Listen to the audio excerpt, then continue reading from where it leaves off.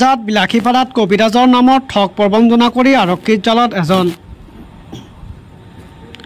বিলাসীপাৰাত এটাৰ পিছত আন এটাকৈ ঠগ প্ৰবঞ্চনাৰ জাল মেলিছে একাংশই। চৰ অঞ্চলত কবিৰাজৰ ৰূপ ধৰি সহজ সৰল মানুহক টাৰ্গেট কৰি লয় প্ৰবঞ্চকে। বিলাসীপাৰাৰ গুটিপাৰাত সংঘটিত হৈছে এক চাঞ্চল্যৰ ঘটনা। কিছুদিন পূৰ্বে গাঁওখনৰ এগৰাকী ব্যক্তিৰ ঘৰত কবিৰাজৰ ৰূপ লৈ তন্ত্ৰ মন্ত্ৰ কৰি নিচাজাতীয় দ্ৰব্য খুৱাই লাখ লাখ টকা লুটপাট চলায় এগৰাকী ঠগ প্ৰবঞ্চকে। প্ৰবঞ্চকটোৰ নাম হ'ল আজিনুৰ ৰহমান, ঘৰ ধুবুৰী জিলাৰ আগমনিত।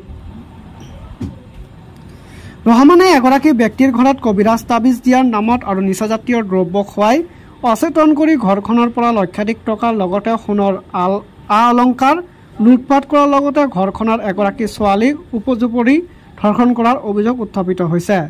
উক্ত ঘটনাৰ সন্দৰ্ভত ভুক্তভোগী পৰিয়ালৰ লোকে লম্পট ঠগ প্ৰবঞ্চক আজিনুৰ ৰহমানৰ বিৰুদ্ধে নাইৰেলগাঁও আৰক্ষী চকীত এখন এজাহাৰ দাখিল কৰে। উক্ত এজাহাৰৰ ভিত্তিত গোচৰ ৰুজু কৰি তদন্ত অব্যাহত ৰাখিছিল আৰক্ষীয়ে। অৱশেষত আজি নাইৰেলগাঁও আৰক্ষীয়ে লম্পট ঠগ প্ৰবঞ্চক আজিনুৰ ৰহমানক গ্ৰেপ্তাৰ কৰিবলৈ সক্ষম হয়।